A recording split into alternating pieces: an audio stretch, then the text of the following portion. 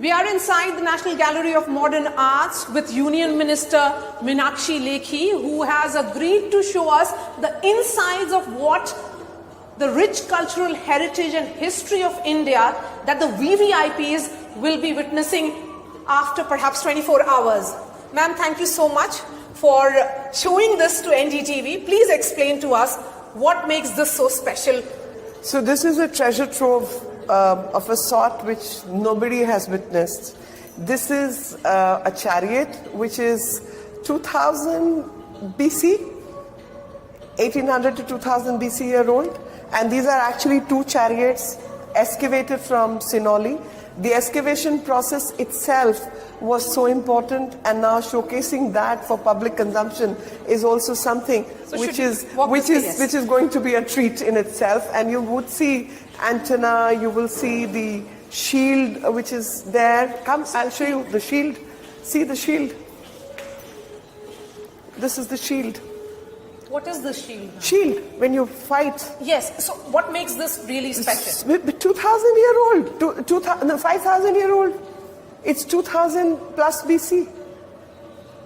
And the copper frames, the design, everything you find is preserved along with the mud. So the top part has been able, we've been able to preserve and conserve. This is 2000 BC. So NGMA is old enough. From where did you excavate all this, which is going to be kept only for the G20 leaders and their spouses? So you must understand, NGMA is National Gallery of Modern Art, but we have our reserve collection, which is also 300, 400 year old, and I laugh about it. The many countries will have their history 400, 500 year old, but this is our modern history. Okay. Okay. This is ancient history, which is 2000, 3000 BC. And this is particular tablet, which is from, again, 2nd century BC period, Brahmi inscription. A child is sitting with a tablet and writing. And this written form is of Brahmi script on a tablet, on a wooden plate or a slate, as we used to write. And on one side we have this Brahmi script. On the other side we have Kharosthi script, which is left to right. And that is what we used to use that also. And you'll be happy to see we have this piece here, exquisite in its sense. This is Shain Chiti, which is used in Rigved and Rigved Samhita, in which you'll find many writings about it, 1200 to 1500 BC.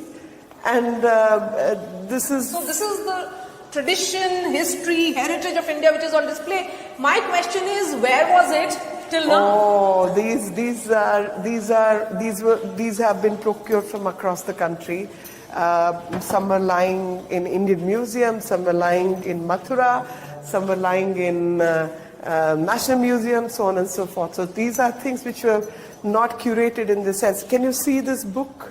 This book is in Sanskrit, and this is from National Museum, and this is about treating horses for their diseases and Ayurveda for horses. So this is this particular part, we are calling it Sanskrit. These are antiquities, and I thought I will take you to the Buddhist part of it, how we have used digital technology. And look at these pieces. Can you imagine few century BC and 1st, 2nd, 3rd century AD, this kind of exquisite carving on rocks, such beautiful carvings. So we are showcasing our ancient heritage with the modern use of technology, that you can see how we've utilized digital technology to showcase this Amravati collection. When did the work begin? How many months have taken for this? It's been, we've been conceptualizing, working, and I can definitely say 5-6 months we've sort of worked at it. Many do's and redone and scrapped and restarted. Look at these beauties. All this handcrafted. Intricate carving of the stones. Absolutely, absolutely. And you would appreciate that, just these negatives are 100-year-old.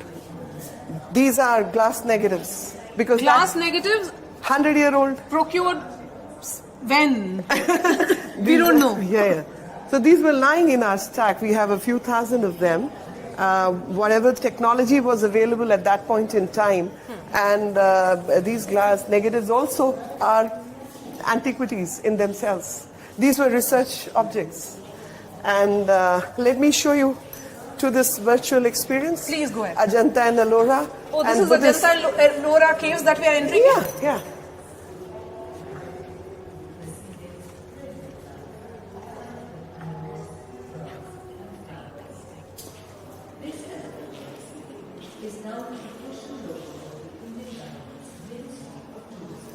This particular elephant is the...